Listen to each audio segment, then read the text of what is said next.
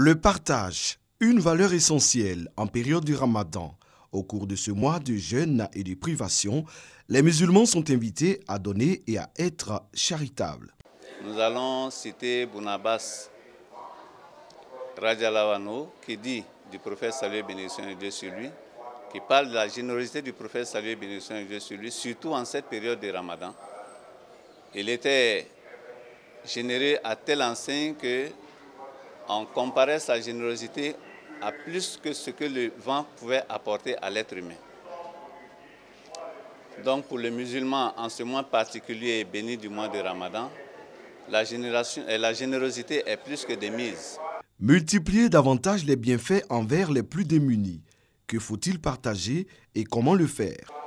Le musulman, comme je le disais tantôt, partage de ce que Dieu lui a donné, de son argent, de sa science, son savoir, de son bien-être, de son bon comportement, et que dis-je, etc.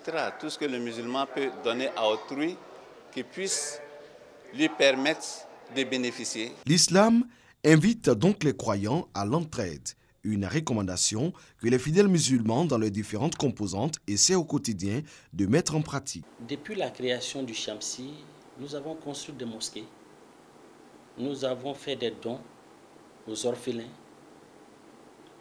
à des personnes vulnérables, et nous continuons de faire aussi des dons.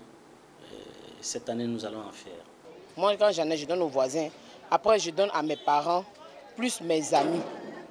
C'est comme ça, moi, je fais. Dans l'islam, c'est comme ça aussi, il faut faire d'abord. L'entraide, un moyen pour ces hommes d'affaires musulmans de servir la foi. L'islam recommande de donner aussi sans distinction. L'exemple de ce don en faveur des enfants atteints d'insuffisance rénale. Nous avons vu ce secteur-là, c'était un secteur très difficile. Nous avons donné 27 millions pour aider ce centre-là, pour venir en aide aux enfants. Le partage, la solidarité, des valeurs fondamentales de l'islam, des valeurs également chères aux hommes d'affaires musulmans. Ce 10 juin, avec l'appui de la Chambre de commerce et d'industrie du Maroc et l'ambassade du royaume chérifien en Côte d'Ivoire, ils entendent recueillir des fonds au profit des jeunes filles déscolarisées.